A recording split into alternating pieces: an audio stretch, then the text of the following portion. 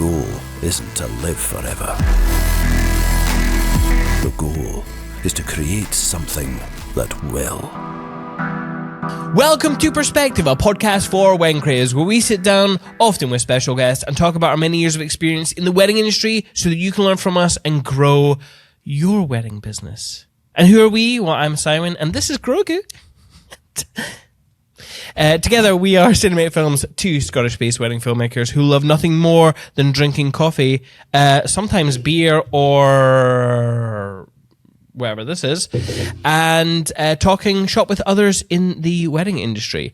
This episode is, of course, sponsored by With Jack, but I'll get onto that a little bit later in the show. Hello, Greg. Who are we talking to today? We are talking to Natalie from Natalie J Photography. Hello, how are you? Hello, how are you? Very well. How are you doing? Good. Considering it's the middle of peak wedding season, I'm good. Yeah, so are you fairly... I mean, I know you're busy, obviously, but is it all right? Are you surviving? Are you getting through? Yes. So I actually consciously took less on this year just to find a much better balance of life. And it's balanced, which is really lovely. That's like the goal, right? Absolutely. Yeah, that's what we did too. It's nothing to do with an actual like lack of bookings. We purposefully did this to ourselves as well. We're very chill.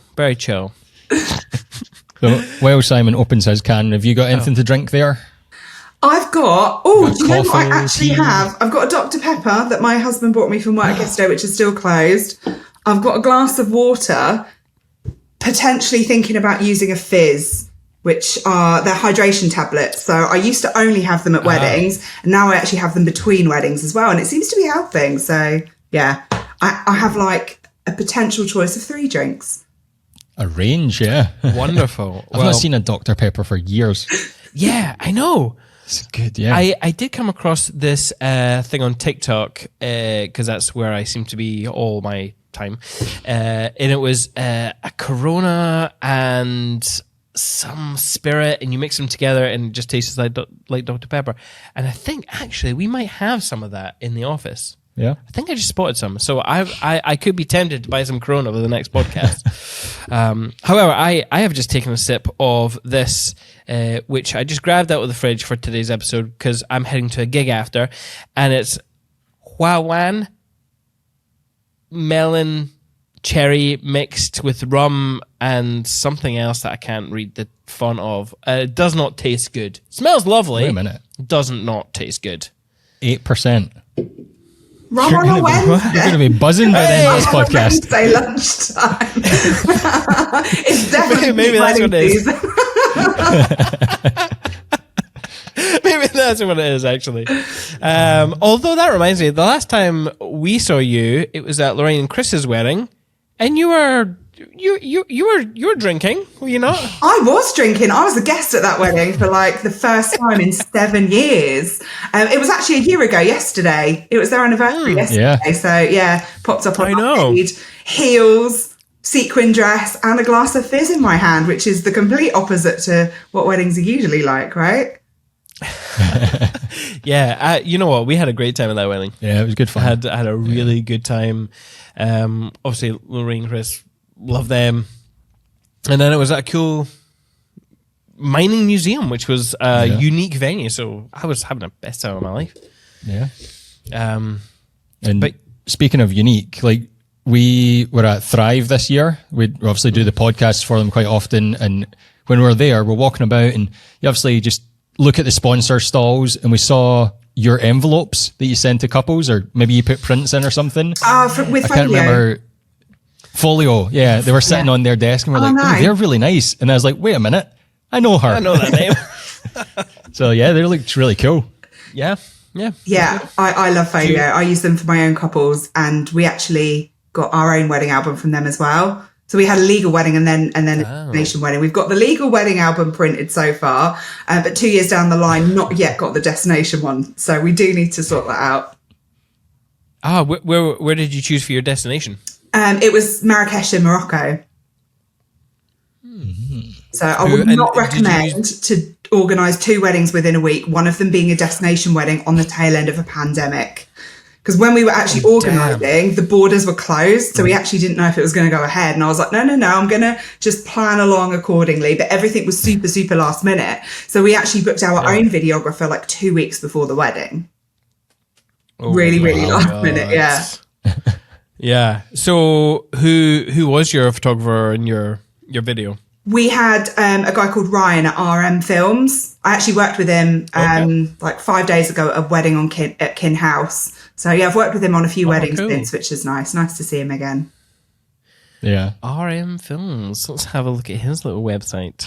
Oh, very nice. Well, I like his color grading. It's quite nice and natural. Yeah, just very soft. Cool. Yeah. Yeah, nice. Anyway, this is not about Ryan. Get away. Although, actually, talking about coloring, have you seen anything about Sepia Gate? Is this a thing you've had your finger on? So I've seen bits of it, like little snippets on Instagram and in groups, but I haven't. I'm not really on TikTok. I think I might have an account on there. I don't know how many I've uploaded. Not many. But I think maybe because I'm not on TikTok, I haven't really engaged with it. So I know a bit about it. Yeah, fun times for that photographer. It's It's interesting. It just seems to be the talk of the town at the moment, or well, now as we're recording this. Yeah. So, do you know anything about it? Not much. I just saw, same as Natalie, I saw a couple of people post about it in groups, but that's as much as I've seen. Like, I've not seen the post or posts, whatever, however many there are. Yeah. So I don't know too much about it. Well, as like anything on TikTok, it just goes deeper and deeper and deeper as the more, video replies and conversations between the bride, sepia bride, and the photographer. And it just seems to be a miscommunication between the style of color and the client expectations of what she wanted. Yeah. So if you don't know anything about it, definitely have a read, because there's some lessons to be learned in there for sure. But before we get too far into it, for the listeners who might not know who Natalie J Photography is, do you want to tell us a bit more about yourself? Who are you? What do you do? Yeah, sure. So my business is Natalie J Weddings. I got my first camera when I was like 6, I think. Took loads of photos growing up. Fast forward, got pregnant at 17 with my son Danny, who is now 23. I went to college when he was like 18 months old to do fine art, and then specialised in film photography. So there was a darkroom at the college. And then I went on to do a degree in photography, went to London, worked at ASOS for 2 years. Fig Leaves, which is an online like lingerie and swimwear, for a year before I went self-employed. So that was in 2010 in a massive nutshell. And then I've been self-employed doing photography now for almost 14 years. Started out doing fashion photography. So I would shoot for commercial fashion, editorial fashion, catalogues, magazines, billboards all around the world. And then I started to move into weddings because we lived in London at the time. I can't remember how old Danny would have been. Probably about, maybe about 12 or 13, I think. And the rent in London was like crazy high. But with fashion, you kind of didn't know when the work was coming in. With weddings, you could be like, okay, so I know that, for the next 6 months, there's money coming in. It was a lot more stable. So that was one of the reasons that I switched over to weddings, as well as the feedback that I was getting from weddings. Like with fashion, it was quite fickle. People didn't really care. They were more focused on the next collection rather than what you were currently shooting. Whereas with weddings, it was like meaningful.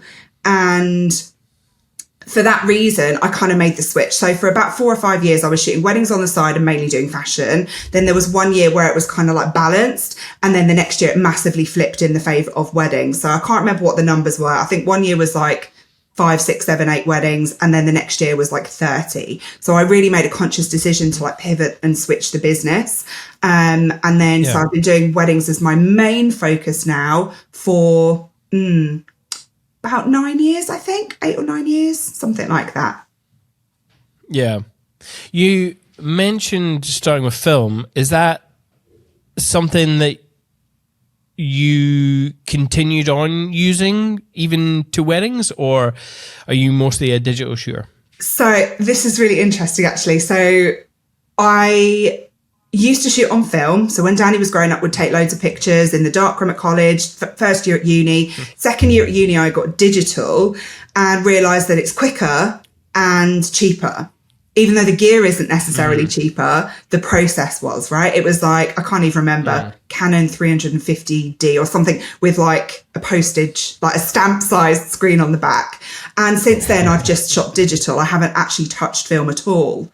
Last week, probably a week ago today, I found my last film camera, which was like a point and shoot, a Minolta 70 something like that, I think. Anyway, was like, this is interesting, covered in dust. Wonder if it still works. I'm going to take this to my weddings this weekend. Got a battery. It turned on. So I got some film and it loaded fine. That was quite interesting, loading the film again, because I was like, haven't done this for almost 20 years. Can I do this without Googling it or without like looking for a video on YouTube? And I did. I mean, it's fairly simple, but it did load. So I actually used film at my first ever wedding last week, which was my 351st wedding. So I think I did about almost like 2/3 of a roll. But then the next wedding was NDA. So I thought, I'm not going to, there's not really much point me doing film on this. So then my next wedding this weekend, I'm going to finish off that roll and get it developed and see how it goes. Cause it's, I've never used film at weddings before. Obviously there's a bit of a resurgence now, in terms of people who are shooting film, people who are picking up old film cameras, just and mixing it with the digital. I really like that, the juxtaposition of how you can be quite controlled with the digital side, and then film, it's kind of a happy surprise. So yeah, we'll be really interested to get that cartridge developed and see how it goes. And if it goes well, I will plan to take that camera with me to future weddings as well. That's Very cool. Yeah. Oh yeah. So I mean, obviously, I got into film maybe during COVID's lockdown times, and it was relatively expensive. But then I looked maybe a year ago, and the prices had drastically increased. Are the prices still like eye-wateringly painful to look at? So I got a set of 3 Kodak Color Plus, I think it was. I didn't want to go really expensive and get like Portra if I was literally just testing it out. So I got a pack of 3 Color Plus, and I think it was like £35. Now, I used to go into Boots and pick up a cartridge for like £2.50, I also want to get some Ilford, and that is, I think it works out about £12 for a cartridge for like one roll. So yeah, it's pretty pricey now. Then of course you've got the processing on top of it as well. Yes. I actually one thing I really enjoyed was just going into, like, discovering that you could still go into a Boots and they still had rolls of film kicking around in the shop. I just thought, man, how is this still going? But it was a nice experience. Like, the obviously the mindset when it comes to like taking digital versus taking film images is completely different. How are you, like, are you able to balance the two kind of mindsets, or are you quite a slow shooter naturally when it comes to digital? So I think because I trained in film, I've always been quite aware of what it is that I'm photographing. I've actually never ever shot on burst mode or anything. I'm quite considered about the frames that I'm taking, and I think that's probably because I trained in film, and obviously you're limited with numbers on a roll of film. But I will say that the more I'm doing weddings, the more images I seem to be taking at weddings. I used to maybe average about 2,000 a day. Then it was like 3,000. Then it was like 3,500. And I had a wedding, and fair enough, it was just me for a big wedding at one location. So there was no travel time, loads of details. I wanted quite a bit of time for couple photos, but I took over 5,000. And for me, that's like unheard of. But I think, it was very interesting last week picking up a film camera at a wedding because I was very aware I've got like 36 frames on this, and sometimes that first one, you know, when it kind of like loads itself, sometimes that first one is wasted. So you've got like, I don't know, let's say like 34 frames on there. So I think it's just about slowing down and being a bit more considered about what you're shooting, how you're shooting it, why you're shooting it. And also with the genre of wedding photography, how it's going to be used. So I mainly used it for still things, because I did notice that there's a little bit of a lag on it. I don't know if it's the age of the camera or if it's always been like that. I don't know. But what I did was mainly photograph details and couple photos as well, because I thought, you know, the couple are going to appreciate the couple photos. I will probably use the detail photos maybe alongside some like black and white digital or something, and just, you know, on a Instagram carousel or whatever I use it for. But yeah, I definitely slowed down a lot in shooting with film. And like I say, it just forces you to think a little bit more about the framing, about the subject matter and why you're capturing that image, as opposed to just shooting for the sake of shooting. Yeah. Do you think a lot of creative people kind of struggle with that part of the creative process? Because I mean, it is so easy to just go, oh, that looks good, snap, or oh, they're moving, snap. Like, you can just so easily you have an infinite array of stills that you can take. Do you even need to bother about thinking at a wedding nowadays if you're shooting digital? Like, see, I do, because I don't know if that's just how my brain works because of my background in film and doing fashion. It was the content of the images was quite important. So I'm still quite considered of framing and things like that. And I try not to crop my images too much, because for me, it's a bit like chopping up a negative. So I try and crop as much as I possibly can in camera. Obviously with digital, with full frame, it's much easier. We'll see what happens with the film photos. I don't know. But I think that because there's so much that happens on a wedding day, sometimes you do just have to shoot what's in front of you, and you can maybe straighten and crop a little bit later on. But I think when it comes to like the moments, it's more about watching out for those important moments. And I was actually talking to somebody about this the other day. I had quite a good team at a wedding at the weekend. There was the videographer, me, my second shooter, and I also hired someone for behind the scenes as well, just going forward for hopefully finally getting on TikTok and reels and things like that. But we were having a really interesting conversation, and I've totally lost my thought process. I also have ADHD, so I got diagnosed in November. It was going to be a really interesting point. But I will say that I also have ADHD. So as I'm talking to you, my brain's going like this, and I've totally lost that main thought thread. That's all right. I don't even know what it was. Maybe it will come back to me later. But I think with weddings, it's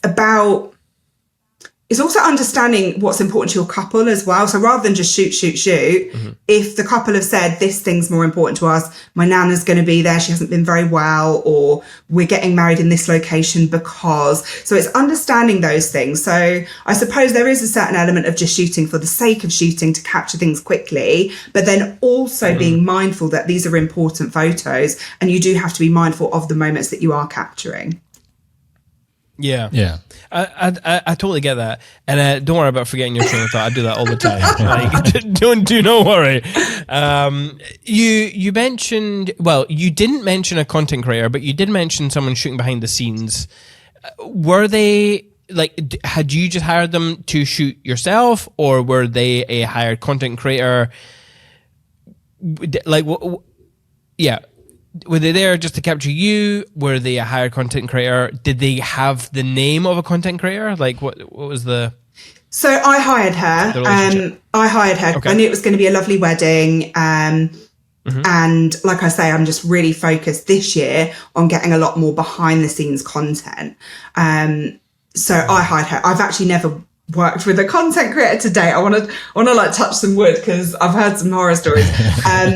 But I can also see it from the other side, because we got married in 2022 and we said to people, no phones during the ceremony. And then because of that, people didn't really have their phones on them at all. And because we had the wedding where everybody was staying as well. So nobody really had their phones on them. Nobody really did any photos or video. And it's only now after that, I know that we have this beautiful wedding that our videographer, this beautiful video that our videographer did. But I think I found some images and videos on my phone that I think maybe I'd just done a few here and there, and that my godmother had sent me that I'd forgotten about. And it was actually nice to see the wedding in reality, if that makes sense. So rather than slowed down with, nice color grading, it was actually really nice to just see the entirety of that scene. And it was like, I felt like I'd found like a little Easter egg. I was like, oh gosh. It was actually, I was putting together a 2-year reel to share on my Instagram when I found those little snippets of video. And so I can see the appeal of it from a couple point of view. But I have also heard that a lot of content creators will just simply be shooting over the photographer's shoulder, doing stills and video of the things that the photographer has set up. Now, that's actually that photographer's intellectual property, because they are the ones that have that creativity. They're the ones that have seen the light, they've seen the scene, they've seen the background, they've set it up. Maybe it's, I do editorial style group shots. I guide my couples quite a lot, but depending on the background and the light. So if somebody was just to shoot over my shoulder, I wouldn't be very happy. So I can understand also how photographers aren't necessarily happy that their creative vision has, in a sense, been stolen by somebody following them around with a phone. So I think what's important, because I don't see this going away, TikTok's growing, Instagram's growing, I don't see it going away. And I think what needs to happen is just a conversation between people beforehand. I think with content creators, they obviously want to get the beautiful moments, the couple shots, the details, the bridal party photos, wedding party photos. But I think that they do also need to understand to not steal somebody's creative vision. And in doing that, spoil the reaction and the feeling and the emotion that the couple will experience once they receive their professional photos or video. Yeah. We've never really talked about this on the podcast, but creative vision. Obviously you mentioned between yourself and the content creator, and obviously we're always working with another photographer, and there has been the odd occasion where I've been like, oh, I'm just going to steal this shot. I mean, not very often. Usually it's the shot that I want to get. And it's usually couple placement in a background. So usually if I'm center framing it, we all know the center frame shot. Yeah. You have the background. Most recently, I'm thinking of working with Mark Bakura. That time I got smacked in the face. I was trying to fit the couple in between the sea horizon, not to cut off their heads, and then there's a little island in the ocean, and then another bit of land jutting out, and I just wanted to balance them nice and easy in the frame there. That sort of shot, to me, that would be okay to take, because it's but when is it not okay to do something like that, just in terms of the video and photo team, do you think? So I think it's okay to get video of that, because it's part of the day, and that's what the video is, right? It's capturing the day. So when I work with videographers, I mean, firstly, I say to them, I get the couple moving quite a lot, because for me, it's all about the experience. And if there's my my kind of like guidance, walk this way, look at each other, do this, that, the other. And then also another type of guidance, like now walk towards me and be like, woo, it kind of breaks that experience. So I always say to the videographers that I will get them moving quite a lot. I get the couples walking loads, look at each other, talk to each other, all that kind of thing. And even when I'm doing wedding party photos, I will say to the videographer, like, I'm going to get them looking at me, but then I'll also get them all looking to each other and chatting and get that movement if you need or want that. So I think that's absolutely fine for them to capture that. But where I personally haven't been happy in the past is when the videographer has taken stills of something that I've set up, like either still frames from the video, or I've also had videographers take photos of the couple shots that I've set up and then use them to promote themselves, or they've taken photographs of my the wedding party photos that I've set up and then they've used those. I'm not massively happy about that, because that's something that's really taken me a long time to hone the experience of guiding the couple and helping them feel really relaxed and comfortable and feel that love and joy on the day.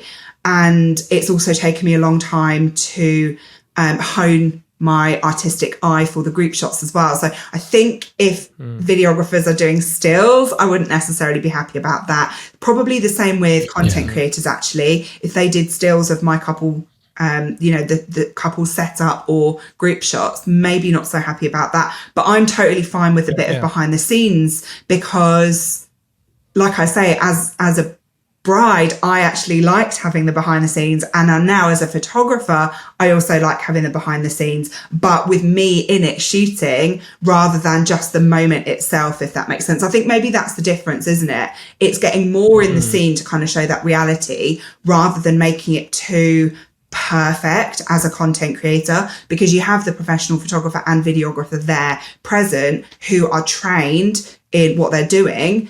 And if a content creator, someone's just got they've just gone and bought the iPhone Pro Max or whatever it is, and the highest memory that you possibly can get, which my husband told me to get and I totally ignored him. Sorry, Steve.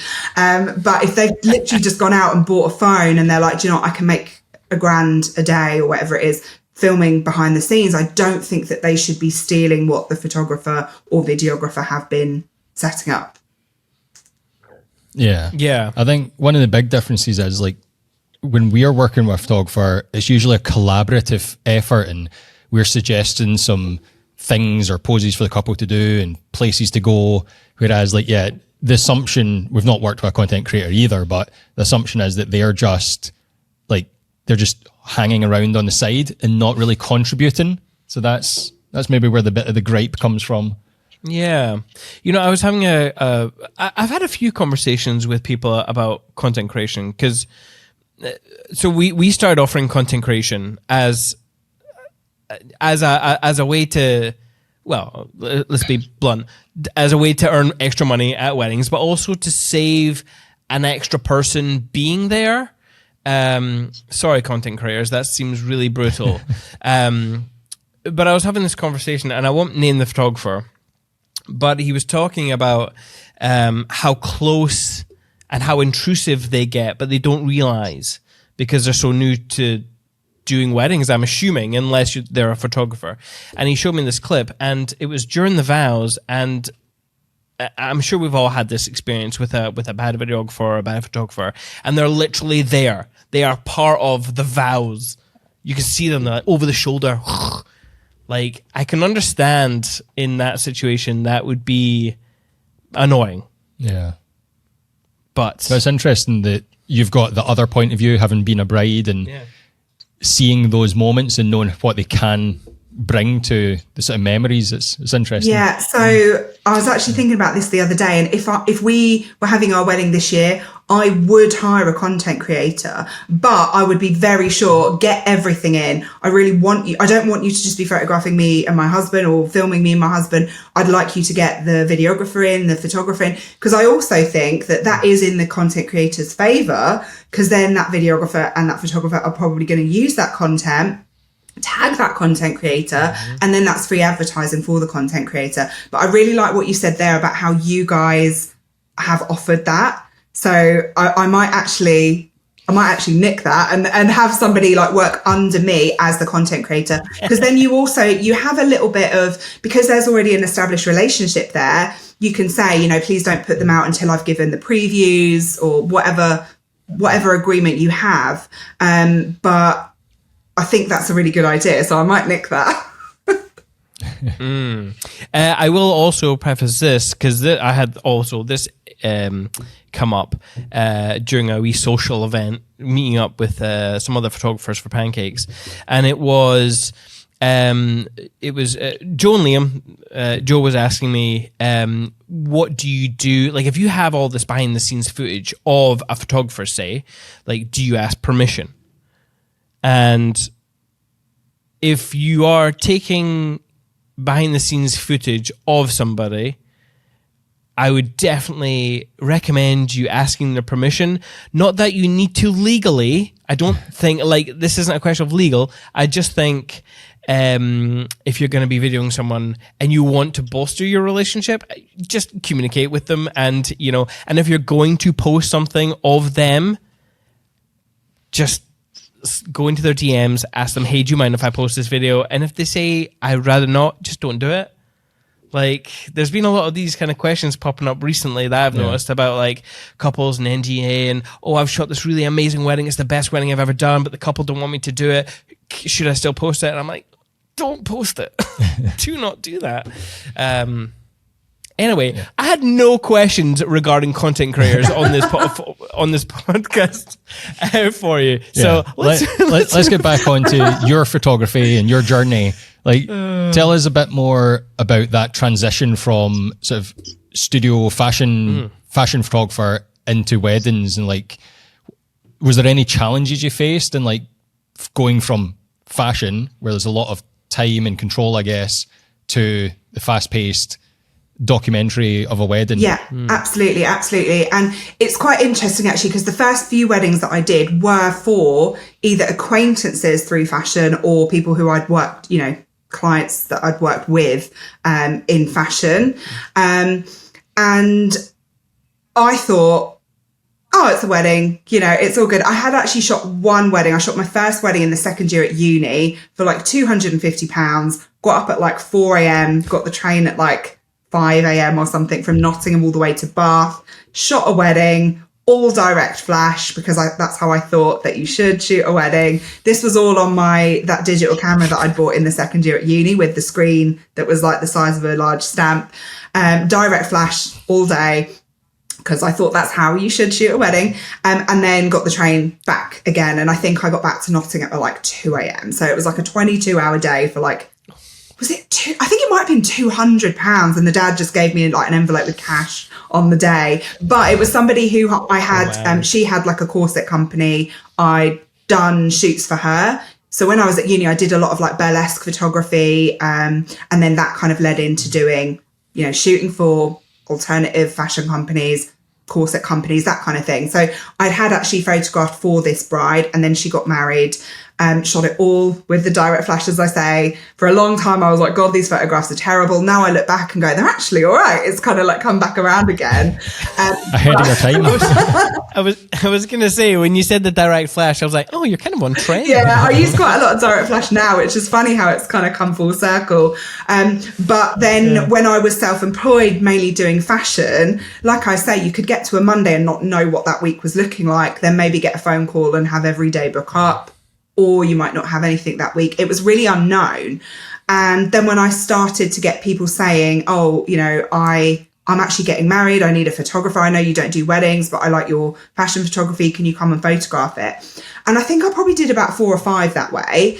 And I don't know how I knew Annabelle from Love My Dress, but she actually featured some of my more wedding-y, bridal-y kind of work. You know what it was actually? When I was mainly doing fashion, I did shoot for some wedding dress designers. And then those shoots got featured on Love My Dress. So that's how I knew Annabelle. And I did a lovely shoot, and I think she must have seen it on my Facebook because Instagram didn't exist back then.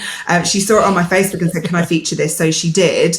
And I think it was from that I got another few wedding clients, then was like, okay, this is great, submitting weddings to blogs.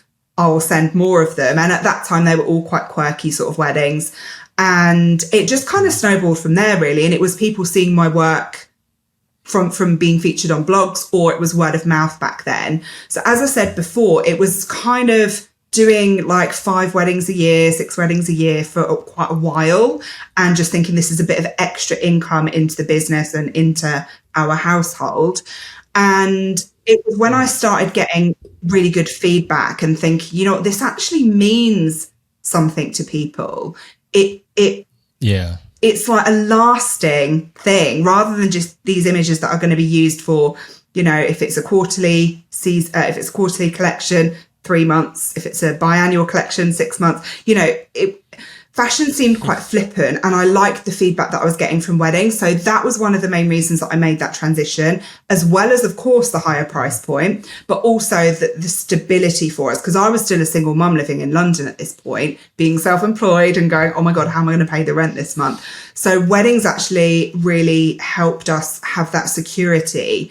And then it was just in how I was marketing myself. But when it comes to how I was shooting weddings, I was surprised at how difficult it was in the beginning. Because like you said, I'd had the control and the time in studios, or, you know, I did actually do quite a lot of on location shoots as well. But there was a big team. Oftentimes I would have a team of like 12, 13, 14. I think the biggest team was about 16 people. There was someone to do the hair and their assistant, makeup there, 2 assistants, someone to even do the nails, like a manicurist. And then there was like 5 people from the company and me, and I had 2 assistants and a lighting assistant. The teams were huge. So it was very, very controlled. Whereas on a wedding day, it was really, really fast paced and completely out of my control. So I think the first few weddings, I was like, holy, what, you know, this is, what's going on? This is like tricky. So for me, even though I'd come from being a very established fashion photographer and having shot like celebrities, billboards, you know, at one point, every single Tesco in the UK had my images like lifestyle or on posters at every single till in every single Tesco. And then so I was very established and very experienced as a fashion photographer. Then when I went into weddings, I was like, I'm totally out of my depth here. But I am a massive believer in like learning on your feet. So what I did is contacted a lot of other photographers and observed how they, obviously doing a really great job second shooting for them, but also observing how weddings flow, the psychology of couples at weddings, the psychology of guests at weddings, and just really understanding the dynamics of how it all happens. Because weddings have patterns, right? You know, things happen every wedding, but just in slightly different ways. So a lot of wedding photography is about anticipation and knowing where to be, the right angle with the right light and the like split second moment to capture that photograph. So I did do quite a lot of second shooting to learn and understand weddings. And I'm not going to lie, I also did it for the income again. You know, single mum living in London, any kind of income to pay that ridiculous rent was really welcome. So, and then I obviously got more experienced, and then that helped me have a lot more of my main weddings. I was a lot more comfortable doing my main weddings, and that showed through in how I was presenting myself at weddings. I was a lot more confident. And then that in turn helped me book even more weddings, because guests would say, I love how you worked. It's not intrusive at all. You know, my niece got married and the photographer kept them for 2 hours doing group shots and couple photos. You've just done it really quickly and in a really like relaxed and easy way. So that's also how I started getting a lot of business as well, was through guests at weddings, because they knew someone getting married. And, you know, and now I kind of think of every wedding as like a spider's network of potential future clients. So it's really about giving people a great experience, not just the couple, but all of the guests and family and everybody present at that wedding. It's just helping everybody have a really, really fantastic day and not be worried about having their photo taken. Yeah. Obviously, you've been doing this a while. Has that relationship changed with the advent of Instagram and like social media, like TikTok now? Is a focus for you still that, you know, how you interact with people on the day, or are you still, you know, are blogs still important to you for marketing your business? Like, what's your view on the industry? That's like, has there been any changes, and then marketing changes? So a few different parts there. I'll try to remember all of that. First up, blogs. Sorry. Good luck. Okay. Sorry. as an educator, so I've got a few courses for photographers as well. And as an educator, I do tell people to blog because it's great for SEO. It's great for being found. It's a really, really great way of passively marketing your business. I haven't blogged for 3.5 years. All the work on my website is really outdated, but it's not hurting, you know, because I've managed to shoot so many weddings. There's lots of referrals coming in, word of mouth. Instagram really helps, things like that. So firstly, I think blogging is important. I need to do more blogging. So I definitely would, you know, recommend to anybody listening, watching this to blog. Don't follow my example and definitely blog because it really, really helps. In terms of how it has, you know, Instagram and TikTok and so on, in terms of how that has affected relationships, one thing that I found is that couples that follow me on Instagram really feel more comfortable with me on the day. So rather than, rather than trying to micromanage me or, you know, oh, can you do this? Can you do that? Can you do the other? They're like, we like you, we like your work, we like your style, just do what you want to do. And for me, that's perfect because then I can really immerse myself in the day and really capture a really beautiful, unique story rather than thinking, how do they want me to shoot this, if that makes sense? So I have found that the couples that follow me on Instagram are a lot more comfortable with me on the day. They enjoy the experience more because they're not thinking, oh gosh, there's a photographer. They're just like, oh, it's just Natalie. So I definitely think that has helped me become a better photographer, but also helped my couples have a better experience on their wedding day as well. Yeah. Was there another part of the question that I missed? I don't know. Did I miss a part of the question? I think I answered 2 parts. I was just gonna follow up with asking, like, do you still put an emphasis on blog submissions, like getting featured in places? So again, as an educator, I would recommend that because I think these blogs can do a great job of, you know, optimizing for SEO, probably better than we can. So I would recommend that. But because I've been so busy the last few years, I think the last time I submitted to a blog was probably about 4 years ago. Maybe 5, I don't know. But I still, even now, get inquiries. So I did a wedding, King Kelbaya was at the end of 2019, was in King Kelbaya. That was on Rock My Wedding. I've never put those images on my own website, and I still get quite a lot of inquiries for King Kelbaya because of the Rock My Wedding feature. So I would recommend it. Yeah. Cool. You obviously mentioned that you haven't updated your website in a while. On your website, it does say that you've done 320 weddings. I'm assuming that number is low now that you haven't updated it.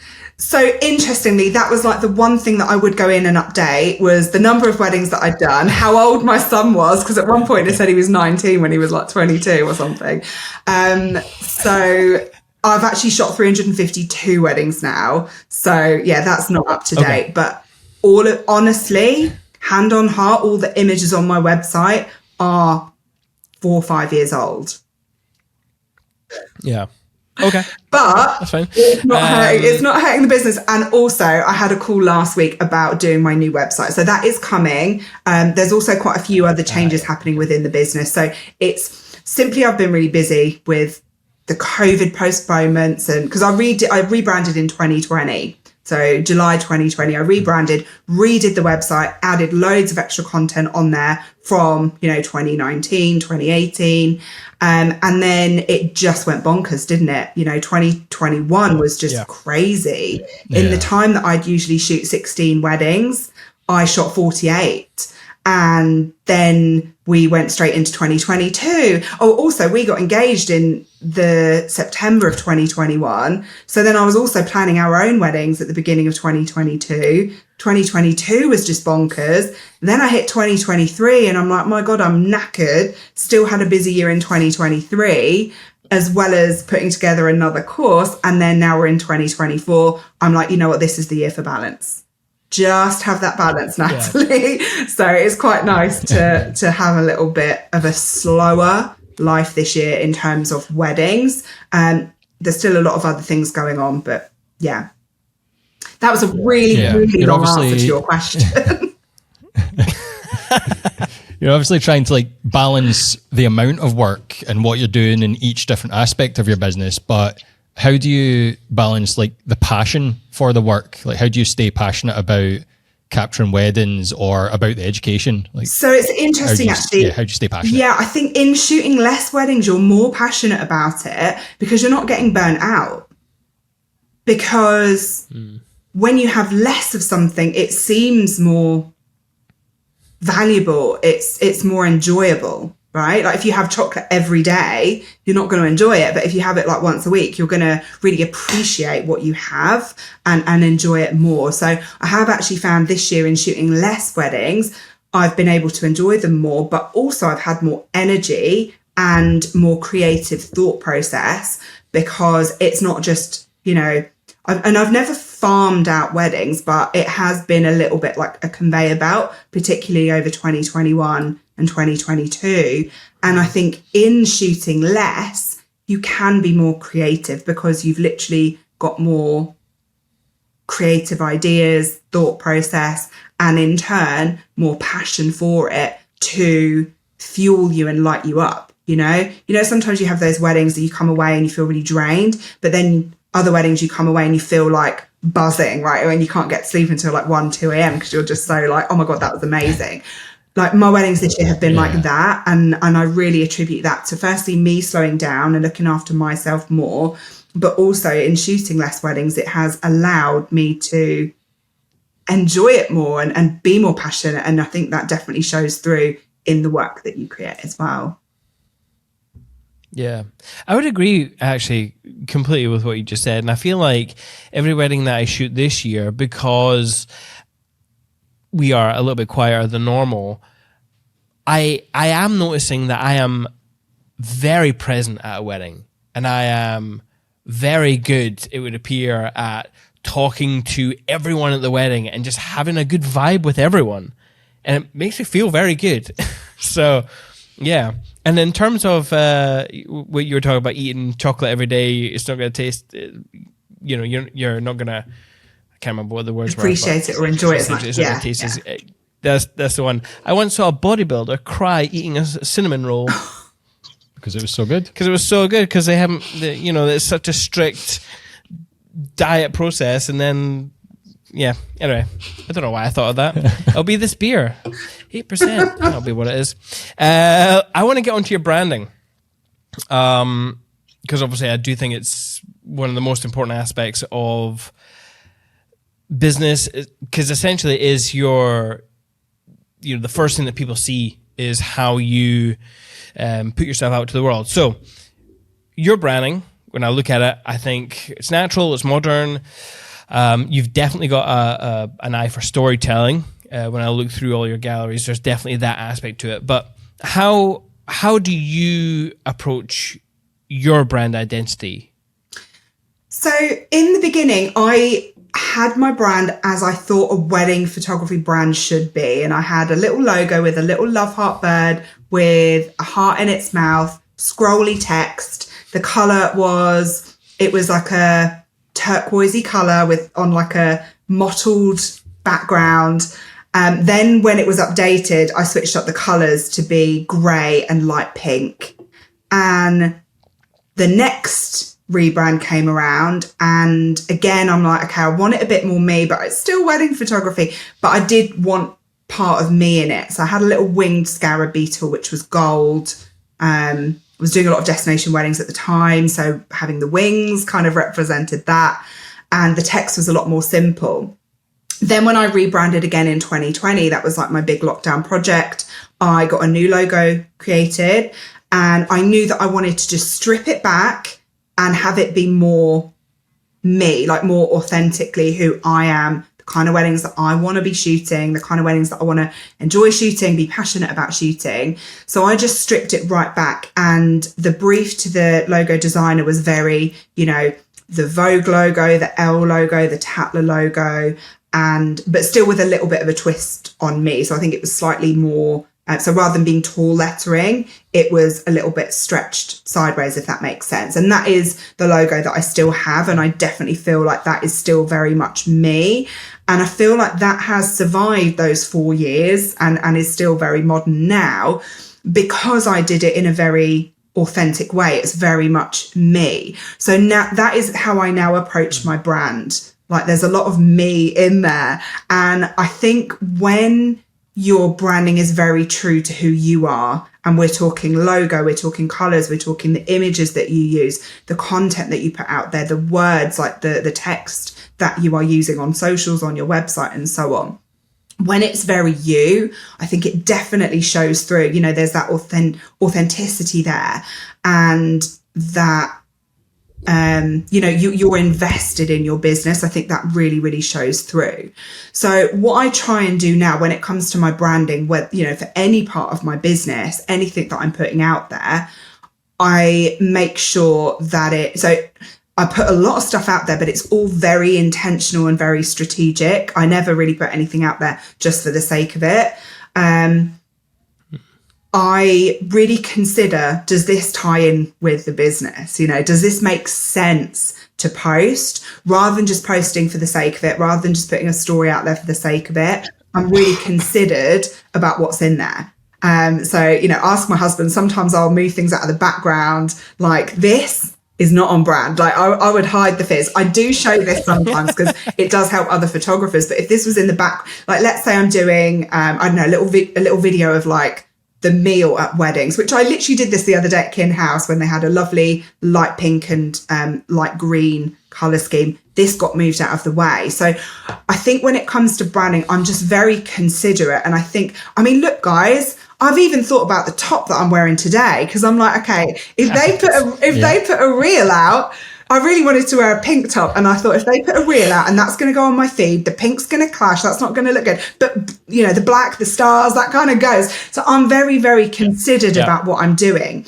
But it's very me. If you look at my living room, it's white, it's black, it's grey, and there's like hints of gold all over. Our wedding was black tie with like hints of gold. So it's just very, very me. And I think that's how I managed to put a lot of content out there without really having to force it or think about it too much or find it a chore to put stuff out there, because it's just it's who I am. So I would encourage anyone who is thinking, you know, or they're struggling with branding, they're struggling with content, just really think, does it resonate with you? Like, do you feel it? You know, do you love it? Because if you don't, maybe just switch up the branding a little bit until it is a bit more you. Mm-hmm. Yeah. Do you think, like, in your education stuff with newer photographers, are you seeing them making similar mistake? Like we did the whole scrolly font and turquoise or pink as well back in the day. Oh, yeah. And then you suddenly start to rebrand and you find what sits best with you, because you're like, oh, right, I just did what was expected of the wedding industry. Are people nowadays that are newer to the industry, are they skipping that mistake stage, I want to call it, and being more focused and intentional with their branding? Or is it still something that they're forgetting to think about? So in terms of education, I think it depends what like level of business people are at, because I get very, very like literally beginners all the way through to people who've been in business for, you know, 5, 6, 7, 8 years. And then they just want to start to do things in a better way, in a higher perceived value way. And what I always teach them is just to make sure that it's all very cohesive. I think a lot of people, they put stuff out because they think they have to. They market because they know that they have to, but they're just not sure where to market because they're not sure what is working. So what I always teach is like figure out what is working, then understand why it's working or who it's attracting, and then you can dial in on that and do more of that. So I think it's just about getting a little bit more intentional, but also understanding the things that work for you as a business. So interestingly, yesterday I ran a group mentoring lunch for, there was like 6 people who had signed up for my Success Accelerator course. So I literally took them all for lunch and we did hot seating and went round, and I think everyone had about 20, 25 minutes. And it was really interesting for everybody, including me. And one thing that really was made clear is that certain marketing efforts work well for other people and don't work at all for others. Some people have tried Facebook ads, it doesn't work. Other people, they're getting all their work through Facebook ads. Some people, wedding fairs doesn't work, whereas other people do a wedding fair and they get booked up for the year. So it's really interesting to see that even though we all do the same thing, we're not marketing to the same people. Our clients are not finding us in the same places. So it's really getting clear on that and then, you know, figuring out what works for you, what works for your business, and then you are able to kind of take it to that next level because you already know what works, rather than just putting stuff out there for the sake of it and not being consistent. I think the consistency is really key. I've seen some people with very neutral branding, but then, you know, the colors that they've got on the website, their socials, it's all very different. So I think it definitely, when it's all very consistent, it definitely appears higher value, that higher perceived value. So that is one thing that I think is really important to kind of build your business. Were there any common threads between what different creatives thought were successful? Like, if a creative was more luxury market, were they better on Facebook or were they better at wedding fairs versus someone who was maybe someone targeting the alternative market? Were they better at wedding fairs, Facebook, TikTok? Were there any common threads that you could see? Yeah, I think so. So for higher weddings, there's a lot of the venues using your images, planners recommending you, word of mouth. Whereas people who are starting out, it's more, you know, sharing flyers locally or doing wedding fairs like open days, things like that. So I definitely think that different price points are looking in different places. Like that all comes down to brand positioning, right? Where you're positioning your brand. So there's specific places that I don't position my brand because my clients simply aren't there. So it would be a waste of my time, my energy, and oftentimes my money. So I don't advertise on anything like, oh gosh, I know there's bad things of, you know, I've heard a lot of bad things about them, but like, is it Bark and Hitch? Like I don't advertise on any of those because I've not heard good things anyway, but also that's not where my client is. So it's understanding where your client is and then doing more of that and understanding why the people are in those places and why they're looking to make purchasing decisions in certain different ways is also a really interesting way of looking at it as well. Yeah. For someone say, sorry, Greg, I didn't mean to interrupt you. For someone say who wanted to do more destination work, what would be the go-to kind of, I don't want to say starter, like marketing tip, but like, yeah. What would that be for someone looking to do more destination work? Say Italy, France, Spain. So I actually started doing it in a very different way that I see a lot of other people doing it. I see a lot of people spending thousands on these destination styled shoot workshops, but actually I did it for free. I actually don't really market for destination weddings anymore other than to, you know, hold my perceived value. And the reason for that is I understood the value of my time. I'd rather be at home with my family, with my husband. Also, destination weddings are not always what they're cracked up to be, right? You know, we always end up spending some of our own money on lunch at the airport or, you know, car hire or petrol that we haven't factored in to the cost and everything. So actually, when you think about your profit margin would be higher if you did one wedding close to home. So that's my thoughts now currently on destination weddings. But if anyone is looking to do destination weddings, I personally think that when you're traveling, just take an hour out of your schedule and find a couple to do a shoot with. That's exactly what I did. So just giving you guys an example, I was in Paris with a friend. I found a local couple on an expat Facebook group. And by the way, I actually do have a whole video on how to find couples when you travel. It's on my website, which is nataliejweddings.com/resources. There's a whole video on there that you can watch. I put that together in lockdown as well. So find a couple when you travel, but then rather than just having the images, you need to maximize the potential of them. So I use them on Instagram, I use them on Facebook, I use them on my website and optimize those blog posts. I think I might have even got a couple of them featured. And then that helps people find that content and get in touch with you. So the couple shoot that I did in Paris, I put that on my socials. I think I also put it on my blog. Can't remember if I sent it for a feature or not. But then that led to me getting a wedding, like a real wedding in Paris, because the couple had found me on Instagram. And while I was over there, I actually stayed one extra night, and a couple from Buckinghamshire, actually near where I live, they flew out to Paris for their engagement shoot.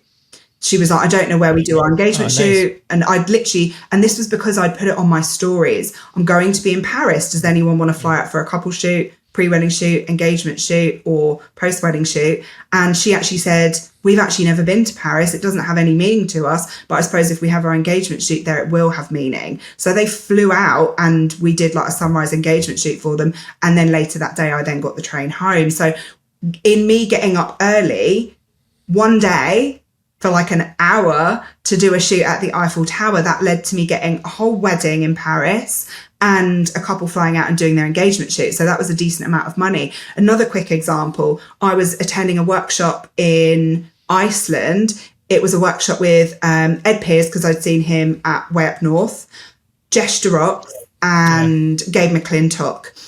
They did actually go out and do like not styled shoots, but like couple shoots at the waterfalls, which I actually didn't photograph because I thought everyone's going to have these photos at the same location, the same couple. And I also knew that I couldn't provide the experience with the couple that I like to provide to get those great photos, those great couple photos. So I actually just watched everyone, which had its value. You know, it was very interesting watching everybody else work. But while I was there, I found two couples, one on Instagram and one in an expat Facebook group to do shoots with. So one of them we did at Seljalandsfoss, Skogafoss and Reynisfjara Beach.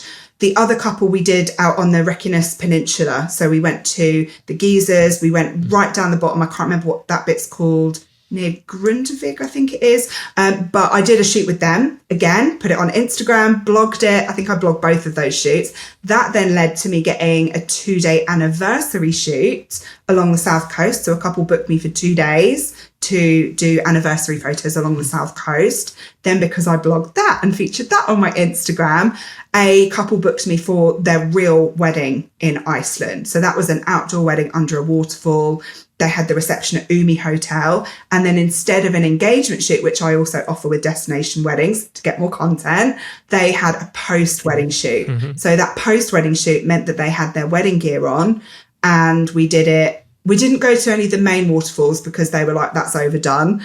So we went to Reynisfjara. We did quite a few on Reynisfjara, and we went to where else did we go? I think we just kind of drove along because we were already kind of halfway out at Umi Hotel. And we just drove for like a couple of hours out. And every time I saw a great background or great light, we stopped and got some photos. So the power of just spending a little bit of time doing a couple shoot can then lead to you getting, you know, real paid couple shoots, real paid weddings, without you having to fork out thousands for styled shoot workshops, because you're also getting your own authentic content. So that would be my advice for anyone looking to get into destination weddings, is create your own content when you travel.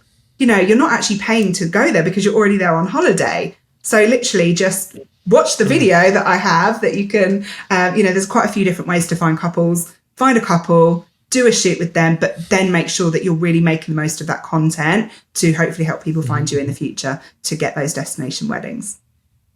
Yeah. Perfect. I tried that once, by the way. I tried that once. My wife was like, absolutely not. Are you working on our holiday? Absolutely not.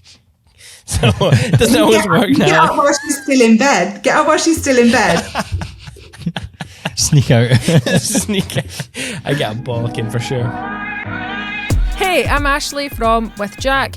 I'm one of the sponsors of the Perspective podcast. With Jack helps to keep photographers in business by supporting them financially and legally if they have problems with a client or they make a mistake in their work. We've all had that fear of our CF card or our hard drive failing and losing important photos. You can find out more at withjack.co.uk. Head over there and find out how we can help you be a confident creative. What inspired you to sort of start offering like mentoring and education for other photographers? Like what got you into that side of the business? there were a lot of questions that I was getting asked, and obviously very limited on time. So I would, help as much as I possibly could, but also had to be mindful of my own time and my own family and my own workload. I think it was when my son turned 16 and started going out with his friends, and I had more time on my hands because I got pregnant when I was 17 with him, had him when I was 18. So at this point, I'd built my business whilst being a single mom and juggling everything. And suddenly I had all this extra time, and I thought, I really want to be able to help other people. So it kind of snowballed from there, really. First of all, I offered free mentoring because I thought, I don't know if I'm going to enjoy this. I don't want someone to pay me if I'm not going to be able to help them. They're not going to get results. I am not going to enjoy it. So I actually offered, I think it was 5 free sessions, and I did really enjoy it. So then I offered mentoring, like a day with me at my house, and that went really well. But what I found is with every session, I was getting asked the same things. How do I market my business? How do I get more inquiries? How do I get weddings that I love? And so in 2020, when I personally shifted things up in my business so that I was actually still busy, I actually did 12 weddings in 2020. 4 of those were full day. The others were shorter hours. But the reason that those went ahead is because I'd shifted up how I was marketing my business. And I was getting a lot of questions from other photographers. How do you do this? So I actually put together like a 5-week mentoring. What did I call it? 5-week mentoring program. That was it. And I think I had about 40 people sign up for that. And the reason that I knew how to do that is I'd done a course about a year, maybe about 18 months beforehand, which taught me how to put together, like how to package your knowledge, essentially. So I already had one course, which was my group shots course. And that came about because people were asking me, how do you do these great group shots? How does everyone, look great and feel comfortable? And how do they help you get more bookings and higher price bookings? And after I ran that 5-week mentoring program, that then led me on, I think it was about another 18 months later, to put together my Success Accelerator course. So that's my photography business and marketing course, which is huge, but it has like all the answers. It's a bit of a blueprint, the things that do work. Obviously 14 years self-employed, all of, all these weddings in all these different genres, I've understood that the things that do work. So that's kind of all packaged into that course now. And I currently have another course, which I put together last year, which is all my knowledge about wedding photography, how to help couples feel comfortable, pose them, how to get great sparkler photos, how to do detail photographs, like getting great shots during the ceremony. Like there's so much in that course. So that's a new one. So alongside the mentoring, I have packaged the knowledge from the questions that I was getting asked repeatedly. It made more sense to me because then it's more accessible for people. It's a lower price point, but then they've also got access to that whenever they need to dip into it, a little bit like a Bible. So I get quite a lot of messages from people saying, I have got a wedding this weekend, it's going to rain or whatever. And I've dipped into the Wedding Photography 101 course, and, now I feel confident and comfortable, and I can reassure my couple. And I think that's what it's about. It's about us getting great photographs no matter what, right? But yeah, in a nutshell, that is the mentoring journey. Nice. Yeah. Nice. One thing that I think people struggle with a lot is pricing, how to price for their time. And obviously you talked about, the importance of your time. So how should people, or what's your thoughts on how people should price and, display their packages for their clients? So I always say that I am not the person to tell anybody what they should be charging, because it's down to you, what you offer, where you're offering it, who you're offering it to. Everybody has all these different variables, and only you as that person can answer that question. One thing that really helped me was working on my money mindset, because I don't know about you guys, but in the beginning, somebody would ask me what I charged, and I would oh God, I hate talking about money, or it feels really salesy, and it would feel really icky, right? But actually what we're doing is providing something really valuable for people, and they should choose us because we're the person or people to help them have the best experience and get the best photographs afterwards. So I think when it comes to pricing, if anyone is looking to increase their pricing, definitely work on your money mindset. I'd highly recommend Denise Duffield Thomas and also Amanda Francis for, feeling worthy of receiving, like what you feel deserving to receive. But, from a practical point of view, when it comes to pricing, I think you want to think about what you need to earn, whether you're working full time or you're full time doing photography.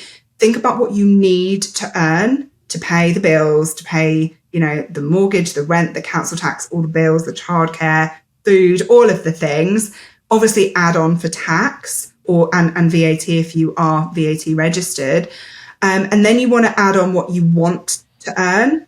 So if you want to go on one holiday a year or 2 or 3 or whatever you want to do. So essentially have a figure in your head of what you want and need, firstly what you need and want to be earning every month, and then work out what you're offering. So whether you're doing video, whether you're doing photo, whether you're doing both, whether you're doing weddings, whether you also do family, branding, photography, whatever it is, work out all the things that you have to offer, all the services, all the products that you have to offer, and how much all of those things are. And then you can work out how much of each thing you need to sell each month to hit that goal, hit that figure every month that you need or want to be earning. So I think when it comes down to pricing, that's what I would say. Approach it from that point of view, because when you understand the numbers, you're much more likely to hit those numbers because you've got a plan. A lot of people are like, I don't know what to charge. I'm just going to pluck a number out of thin air, or they're charging this, I'm going to charge this. Never mind that the other person might have been in business for 10 years and you've just started. It's about getting clear on what you need to earn for your life, your family, and your own business. So that is what I would say in terms of figuring out what you can charge and want to charge. Approach it from knowing the numbers, like get very, very clear on your numbers. So now where I am at this point in my business, I know what I need to earn every month. I'm currently paying like 2 mortgages, 2 like sets of bills. It's a long story. We're renting out. Actually bought 2 houses in a year. I got a mortgage in 2020, which was just bonkers. And then we bought another house a year later. So I know what I need to earn every month. And then I know what I want to earn every month. So I set myself monthly goals, and then I look at like how I can reach those goals. So I think getting clear on the numbers is a really effective way of hopefully helping you hit those numbers. Yeah. You mentioned early on that you would get feedback from your wedding clients and they would be telling you like how much the photos meant to them and how impressive they were. Like, it's easy to get that perceived value retrospectively from a couple, but how do you sort of demonstrate that value of your photos to a prospective client? Like what you doing on the front end to try and let them see the value in your work? I think, again, it's about being considered about what you're sharing and choosing to share the things that you want to be shooting, but also the weddings that are in line with your current price point or the price point that you want to be at. If I'm honest, I mostly let my work do the talking of, communicating the value. But of course, I also have on my website, and I have actually now put it on my Instagram, how many weddings I've shot, simply because then people understand that I'm very experienced in what it is that I'm doing. So I think definitely be considered about what you're sharing and let your work do the talking of the value. But what you can also do is share testimonials from previous clients, because then the previous clients are doing the talking for you, right? Through the feedback that they've given. Yeah. Like, I used to actually shy away from sharing that because I thought it was bragging, but it's not. It's literally somebody just sharing their review, their feedback about their experience having booked me as their photographer. So I would not hold back on sharing testimonials, whether they come on text or email or Instagram message or WhatsApp, or wherever you receive them, because that in itself is highly valuable content. So I do that quite a lot now on Instagram. I will share a testimonial as a caption. So rather than me trying to think of something, and oftentimes before I've had my coffee, I cannot think of anything to write. So it's actually quite an easy hack to provide a really valuable content, a really valuable caption on Instagram. So yeah, I think the ways to communicate value, firstly through your content, but also through previous clients' experiences with you as well. Yeah. Do you have any communication with the clients, and like, do you tell them where to go leave a review? Is that part of your process, or are you just accepting kind words that come your way and then dictating where you post them on social media? So I currently don't have it as part of my workflow to ask for reviews. I don't know why. I think I just prefer reviews that are organic and authentic rather than asked for. But sometimes I do. So I always identify the busy booking periods of a year, which for me are like September, October, and then like not necessarily January, but February, March time. And if I see that I haven't had a review for a while, I will go and ask previous clients from like the last year to go and leave a Google review. But like I say, I ideally want people to leave organic reviews. And one thing that I have found is the best and most emotive testimonials come after people have the previews, not the full gallery, but the previews. So I do try and include some emotive photos within the previews so people can, be like, oh my God, wow, these are amazing. Whereas they're not going to go, oh my God, wow, these are amazing on a Google review. It's going to be a bit more, a bit more kind of corporate, right? On a Google review, because they're kind of talking about the experience of having you rather than having it be like an emotive response to the images that they've just seen. Yeah. Okay. I get that. I wonder if anyone out there has had a Chat GPT review. I don't know why that came into my mind. That's really lazy. Please comment somewhere on social media if you've ever received a Chat GPT review or suspected of it. That'd be hilarious. I want to go back to something that you said, Natalie, and it was knowing your numbers.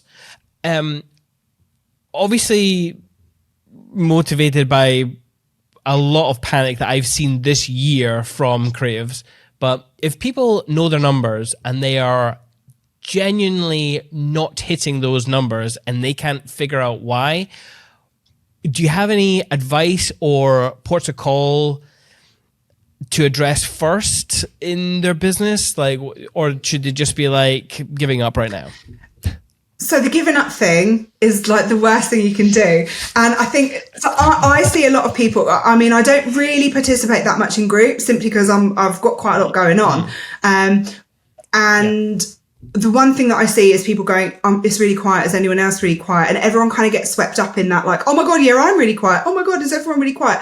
I think actually a better use of time would be to use that time to create a really valuable piece of content for socials, or to tag an optimized post, or to create a blog post, or to submit for a blog feature. So it's really about thinking, okay, so the work's not happening.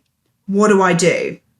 And it's interesting. I actually spoke about this at quite length yesterday, and I wish I'd recorded it at the group mentoring lunch. And I think a lot of people are like, oh, wow, it's really quiet. And I will say, yeah, it is a quieter year, and it makes total sense because last year, engagements were down last year because 2 years prior to that, people weren't meeting and getting engaged, or, 3 years prior to that, people weren't meeting. So people weren't getting engaged last year. So people aren't getting married this year, right? So it does make total sense. But there are still people getting married. So I think rather than thinking that it's out of your control, is to think, okay, well, it actually is in my control, and I'm not going to give up, and I'm not going to be, I'm not going to go silent on my socials. I'm not going to give up on the website. I'm not going to stop marketing my business. I think a lot of people are like, it's quiet, what's the point? I see quite a lot of people going, Instagram doesn't work, so I don't use it. Well, it's not going to work if you're not using it, and it's probably not working because you're not posting on there enough, or you're not optimizing things. So my thing has always been, and again, I was a single mum, and I had to find £2,000 a month when I was living in London just to pay the bills. So I have been like, right, how do I make it work? So my mindset is very much like troubleshooting, and I literally would go, okay, so how do I make it work? What can I do to make myself more visible? How can I put my photos in front of other people? Because if people aren't looking at my photos, they're looking at someone else's photos who are being visible. So I think it's about just doubling down and going harder and more consistent. Maybe if you were previously posting twice a week, maybe now post 4 times a week. So you're doubling your visibility, because all of marketing is literally about getting eyes on our content, right? And if their eyes aren't on ours, they're on another photographer's, or they're on like a clothing website or something else that they're potentially going to be buying. So it is within our control to be putting out that content for people to be seeing our work, to hopefully, you know, that little fishing rod of content is out there so that people hopefully are led back to us to hopefully inquire with us and also book with us. That's the goal. I think another thing to do is also think, what can I do? How can I make money? So in 2020, when most of my weddings cancelled, I was like, how do I make money? So I literally sat down and wrote out all the ways that I could currently make money. All the ways. I can go on Vinted. I can do family shoots from a distance. I literally wrote everything. I've probably still got it somewhere on my phone. One of the things I was like, well, I've got a group shots course. That asset is just sitting there. I'm going to pop it on Dropbox. It was Dropbox at the time. I use Kajabi now. I'm going to pop that on Dropbox and just say, I've got this course available if anyone wants to learn while we're in lockdown. And I ended up making, you know, a good amount of money. And actually in doing that, in thinking of how can I make money, I was even thinking I could, you know, create logos on Canva and set up an Etsy store that, you know, can be remote fulfilled. Or I could set up a print store on Etsy, or a print store via my online gallery to make money. Like, there's always ways that you can make money, but you just need to take the action and do it.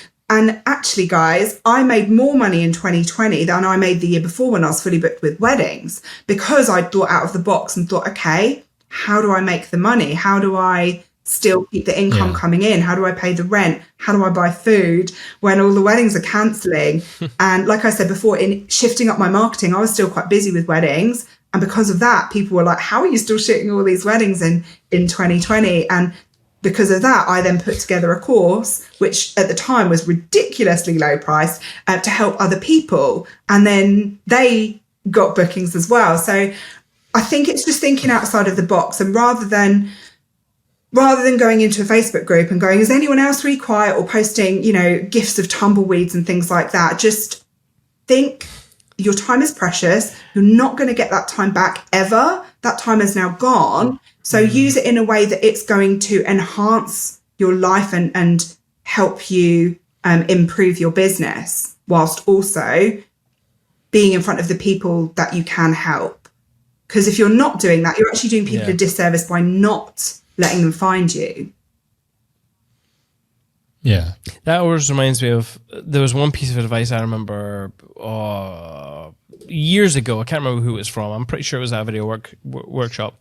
And it was people, back in the time when, in fact, people still do this, they take photographs of their meal and they post it on social media. I'm like, the piece of advice was, instead of doing that for no reason, why not get out your laptop, do a couple of previews? And it was at the time, I think it was maybe Eric Rennie Pinoy. He said he had the printer idea. Magic also had the printer idea. Print out a couple of images and use that time to increase the experience aspect of your time at a wedding. Yeah. So yeah. I actually use that time to have a fizz and put my feet up on the sofa. Why not? But in doing that, my feet hurt less in the evening, so that's kind of enhancing the experience. True, yeah. Like, you're obviously quite switched on with your organisation and your business side of things, and with so much going on, you must have to be quite organised with how things are running in the background. So is there any business tools or software in terms of like the photography side of the business that you find invaluable for running things? Not Dropbox. Not Dropbox. So It's very interesting you say that, right? Because behind the scenes, my business is quite chaotic. I got diagnosed with ADHD in November, and it makes total sense for so many things. The business is doing really well, but behind the scenes, like, I don't even have a CRM.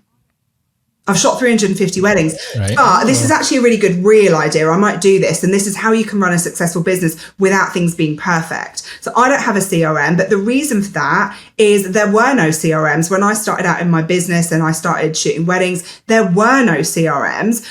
And the business is, I likened to my husband, I liken the business a bit like a moving train. Like, it's just go, go, go, go, go. And it never really stops for me to implement new systems. So I've never had a CRM. I'm organized with like where I need to be and, you know, file systems and things like that. That actually only came like 3 or 4 years into the business, the file naming thing, you know, and I would say definitely now have like yearly folders and then have year, month, day, and then what it is. But for a long time, I just had like who the client was. And then a few years in, I'm like, how do I find all these different folders? So definitely have a file naming system. I'm good with that. I have a wall calendar and I have a desk planner. Now, the desk planner helps me get a lot of stuff done. And I'm very old school when it comes to organization, and I really, really like pen and paper. So for a long time, I had a Filofax until I got my desk planner. Then who was it that told me about this? I think it was like a mentor that I had, and she said about Asana.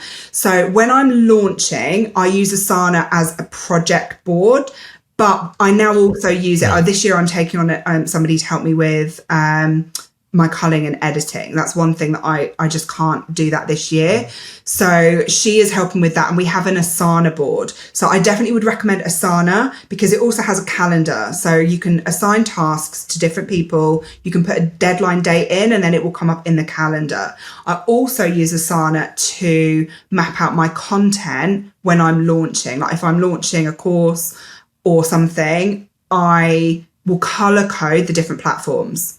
You've got like emails, Facebook groups, Instagram reels, Instagram posts, Facebook group posts, you know, there's lives, actual events, like there's so many different things. So I color code that and put that into a calendar so that I know what I'm posting and when. If I had more time and if I hadn't been doing it for so long, I kind of know what the content that works for me now. So I know what to post and when. But if I didn't, if I was struggling with posting content, I would use something like Asana to map out the days that I was going to post a reel, the days that I'm going to do a post, the days that I might do a blog post, the days that I might email my list if I do have an email list. And you can color code all of those different platforms so you know where you're posting and when. And again, Asana is really good for like if you've got a project. So let's say you're redoing your website, rather than just have redo my website as a massive to-do list, as a massive to-do task, break it down into much smaller tasks. So Asana is really, really good for that. I use PickTime for my online galleries, and that's really helped with like nobody really comes back to me anymore and says, how do I download this or how do I do that? Or, you know, and it also helps with print sales as well, which is a nice bit of passive income. Yeah. But other than that, I'm just trying to think what other systems I have. So I don't have a CRM. I do keep track of my incoming on the same Excel spreadsheet that I set up in 2009, right before I went self-employed. And that helps me. It really helps me. I have got Xero. My husband actually works for Xero, but Xero is not set up because I haven't got the capacity to set that up. So hopefully at some point, Steve, if you're listening, please help me with this. Hopefully at some point, either Steve or my accountant will help me set that up. What other systems? I kind of just do it, if that makes sense. Kind of just know what's happening in the business as and when it's happening. But I think the one game changer for me has been in being more intentional with my time. And what has helped me do that is a desk planner. So as I said, I'm very much pen and paper, but you can also do that with things like Asana or Trello or Notion or any kind of online calendar or to-do list if you wish to. But for me, it was sitting down on a Sunday, mapping out my time, the things that I can't move, things like this that have a time, they go in the diary first. Then I look at all the things that I need to do this week and put those around the things that have times. And then I also add in other things that need to be done that week. Now, oftentimes I look at that week as a whole, and at the end of the week, if there's anything that hasn't been checked off, I'm like, okay, so I still haven't replied to my VA about doing transcripts yet. So I'm going to reply to her. So at the end of the week, it's mopping up any tasks that haven't been done. And I think for me, that's been the biggest game changer in my business, is mapping things out and giving things, like writing it down, but also giving it a time, because then it will get done, rather than just sitting down and floundering and going, okay, what am I going to do today? Just having that little bit of extra structure in your business helps you get more done, but also feel more productive. Because when you look back over that week, you're like, oh gosh, I've already got like 10 things ticked off already, and we're on like Wednesday afternoon. So for me, that has been a really big game changer. But yeah, still no CRM, guys. You say it's chaotic and disorganized, but you've just managed to verbalize how it all runs. Yeah. And you understand it. And that's what matters. Like, as long as it makes sense to the person who's running it. Because, like, there's software I've tried to use in the past, and I've just been like, this doesn't work for my brain. And it just, we've had to change it. And, like, we switched to PickTime a good few years ago, and it just works perfect for us as well. Like, it makes sense to my brain. And as a side note, if you want to use code Perspective when you sign up, feel free, get a free month. Plug. Yeah. But yeah, as long totally as it works for who's using it, that's what makes sense. Yeah, I did try a CRM a few times, but it was not how I work. Like, it was very, very different to the workflow. I'm not gonna say it. I don't want to like diss them or anything, but I did try it a couple of times, probably a few times actually. And I was just like, but it's not how I see it working, you know? So, and again, I was just busy and now I'm like, okay, well now I've got to prep and go and shoot another wedding. So for me, I've never had the time to implement those new systems.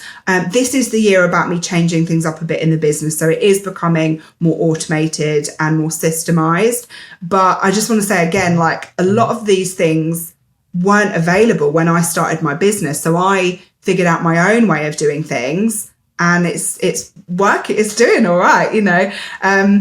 So maybe systemizing and automating things will help the business grow even more. But it hasn't. What I really want to stress to people is I'm not doing things perfectly, and my business has still done well and is successful. So if anyone is thinking, oh gosh, I need, you know, everyone else is using Imogen AI, everyone else is using Studio Ninja or 17 Hats or Dubsada or whatever they're using, I'm not using that and I feel like I'm a failure or I'm not doing things properly.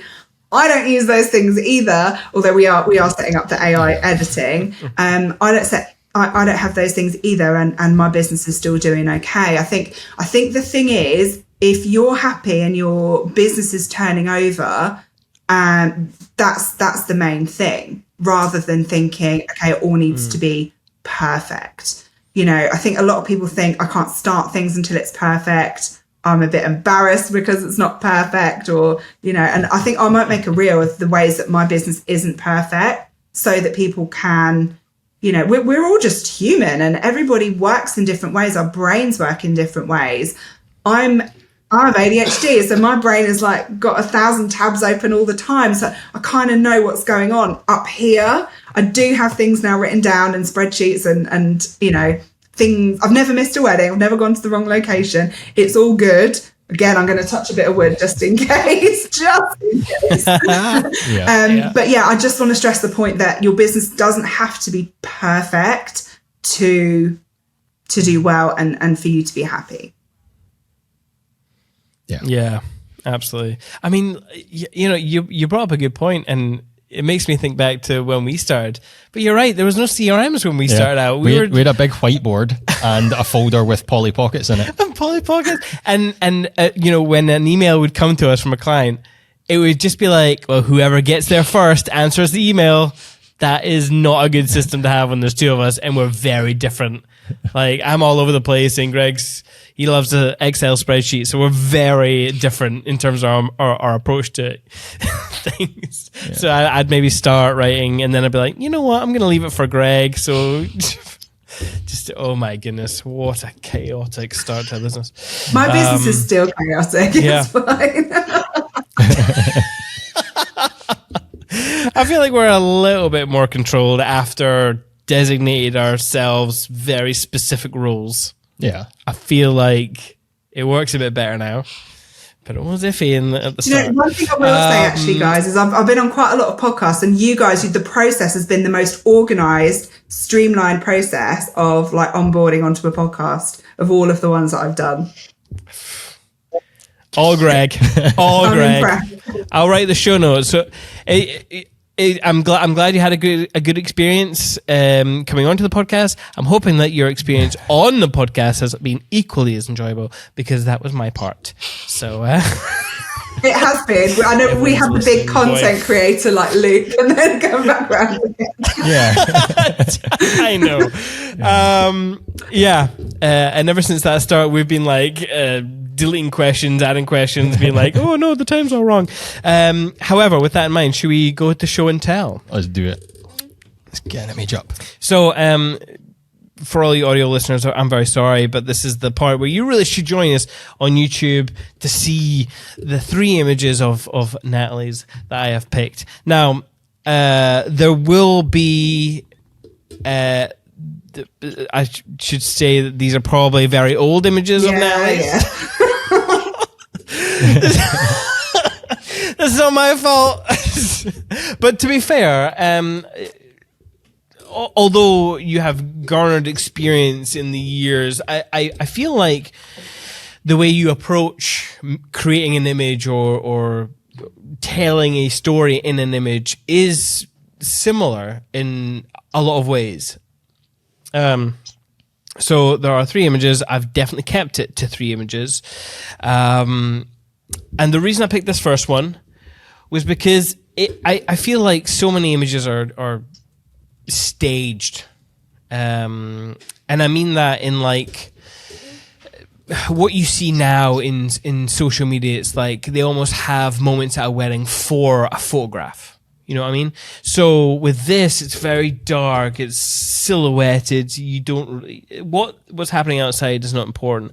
But it's just the story of the bride putting on her makeup by herself in the car. It feels quite lonely in some regards, but there's definitely no pretense, I don't think, with this image. But I could be wrong. Can you fill us in, Natalie, with this image? If you can even remember this I can remember this wedding and this image. So for those that can't see this, anyone listening on the podcast, it's a bride sitting in a car, like kind of silhouetted against a window. Interestingly, looking at that, I can already see things that I would do differently. But this wedding was in 2018. If anyone missed it earlier, all the work on my website is from like 2018 and 2019. Don't judge me. I've been really busy. I've still made a lot of money in that time. I am updating the website. There's all of the images is going to be, all totally updated. But this image was a wedding in, I think it was like September 2018. And it was like ridiculously hot, actually. So after the ceremony, I got in the car with the bride and groom, and while all the guests went onto the venue, we went via Holland Park to get some photos of the couple together. Then we got in the car to head on to the reception venue, which they didn't feed me, and I had to go next door to Nando's.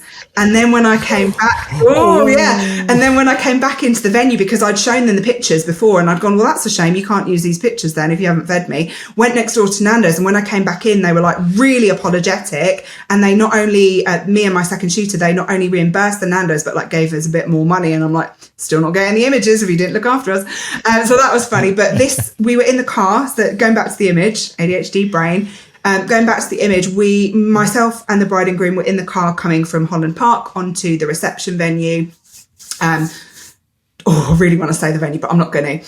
And because it had been a hot day, the bride's face was quite sweaty. So she got out her little compact do you know what? I think that was my compact. I had it in my camera bag, and I think because she needed a mirror, I got it out and gave it to her just to like touch her makeup up a little bit. So she was doing her lipstick, and I just saw, you know, it was she was silhouetted really nicely against the window because it was very dark in the car. It was like an old vintage car. But looking at that image now, even though you can see the silhouette of the bride's face, the compact, the little lipstick applicator, I see the frame of the window of the car. So I can feel myself moving slightly over to the right so that I don't get that in the shot. But I think that's the beauty of looking back at our older work. We look at that and go, now I would have done that better. Or now I would have seen that. Now I would have the confidence to change things up and, you know, make that a better image now. You know, that's that learning process as we go forward. But yeah, that's a bit of context behind that image there. Yeah. Actually, to be honest, and I want to know why you didn't tell me the name of the hotel. There's got to be a backstory there. What? Because I didn't feed her. Oh, is that why? Oh, right. I mean, I don't think they do a lot of weddings. It was Bush Hall. It was Bush Hall in Shepherd's Bush. Okay. They've never been allowed these images. I was going to be fair on you with the image. Like, I kind of like the line down the middle. Me personally, I mean, I can see what you're saying about, like, probably moving the bride and the makeup thing here, but I kind of like this line, not quite in the middle, but it's perfectly spaced between the hand and the face. Like, it's not something that's overly distracting, although I am very close to the image. But yeah, I really like this one because maybe a lot of people would, you know, brighten up the image, expose for the inside of the car, just to see her features, but I like the fact that you haven't done that. Yeah, love a good silhouette shot. I love a silhouette shot. Yeah, absolutely. I think I really like that you could see her eyelashes as well as her lips. I really like that. Yes. Yeah. Yes. So this next image, I liked because I got the feeling it was a transitional moment. And I think too many photographers and video people just go for the, hey, let's go over here, let's make this nice center shot like I was talking about earlier, let's get that moment, okay, think about this, and it's all very controlled, and there's a niceness to having it controlled and be a perfect image. But sometimes I just like moments like this that are clearly, and I hope it's clear. It feels clear to me that this is just, you've said something or he says something really funny and you're going from one place to another and she's just having a really good time with you. Yeah, it's the genuine emotion that you can get from the photo. Yeah. And I obviously, as well as the framing, I like how they're perfectly framed. As a unit, they're centered, but obviously one's higher than the other, but the depth of field adds a lot. So yeah, can you remember this image? Yes, so this was at Cripps Barn. I think this was I think it was 2019, this wedding. So again, all of the images on my website are old. It really needs to be updated. But this was Cripps Barn. So with the couple photos, I always do a few safe ones before the food and then most of them after the food. So this was later on after the food. It was a really, really lovely evening and there was a nice field out the front. So I took the couple out there. I've got to be honest, I do love a centre shot. So I did some shots of them in the field. But what I also like to do is, as well as those, like, I don't want to say staged, but the more expected couple photos, let's say, as well as those, I also like to photograph the transition. So people walking into the shot, people walking out of the shot, because I think particularly, you know, with me photographing in a storytelling way, particularly if it's laid out in an album, it's nice to have those still shots alongside movement shots and shots with a bit more emotion. So that's what I usually do. And with this shot, this was them, they'd already stepped in, I'd done the photos, and this was them stepping out of the shot. During the couple photos, as I said earlier, I like it to be about the experience of it, you know, them having fun together, experiencing that emotion, because then they have that like tie to the images when they look back at them later. So rather than them, maybe she would have looked at her face screwed up, she's going to look at it and remember the joy that she felt in laughing like that. And this was them stepping out of the shot. And I think it was something that I'd said. I don't know what I said, but I will often like make a bit of a joke or just say something a little bit silly, or, I think actually they'd just been really, really close together. And I'd said, get really close together. We're still here. Like, remember, we're still here. And that always makes people laugh because they're like, oh gosh, of course we're not going to like start getting it on when the photographer's still here. But it just kind of helps people feel more comfortable and, spark that genuine emotion. And that's oftentimes what I'm looking for, is that genuine emotion on people's faces that really, really shines through. And that's what was happening in this image here. I can't remember. It was something that I'd said anyway. But again, looking at this, now I see how I would have improved it. I might have shot it portrait. I might have shot slightly higher so that the line of trees in the background weren't going through the groom's head. So, in hindsight, looking back at this image, there are ways that I would have shot it better, but I do love that expression on her face because that really, really captures the peak of that moment. Yeah, exactly. It looks like a true belly laugh, and it's like just how she genuinely laughs. And that's what in 20, 30 years' time, she'll look back and go, I was having a great time that day. And that's what you want from a gallery or an album. Yeah. Yeah. Yeah, perfect. Next one. Just out of curiosity, do you have do you have a method of selecting black and white images to color, or do you offer them all in black and white and then all in color as well? So for me, I will go through colors key always. So I always go through an album and I will edit mostly in color. If it doesn't work in color for whatever reason, and it's usually skin tone, or if it's an emotive moment, there's something distracting going on in the background that might detract from that emotion, that's when I will then do it in black and white. So that's how I work with a full gallery. And then I will go through the whole thing, just like skip, skip, skip, skip, skip. Yeah, that works. Skip, skip, skip. Yeah, that works. And just pick out certain images that work in black and white as well as the color. So the secondary, like the images that I deliver in both color and black and white, are usually emotive moments, couple shots or group shots. Usually it's one of those things. I definitely don't do both like color and black and white. But yeah, that's the process. Yeah. Okay. Yeah. Cool. So this next image, obviously had to have a group shot in there. Had to have a group shot. Actually, funnily enough, not the image I thought was going to pop up. There was one in France where you had, but anyway, it's very clear that you spend a lot of time on these group setup shots, and I love them. You did mention them briefly, that you get asked a lot of questions, and funnily enough, in our podcast notes, I did in fact have a very large section on how you do this.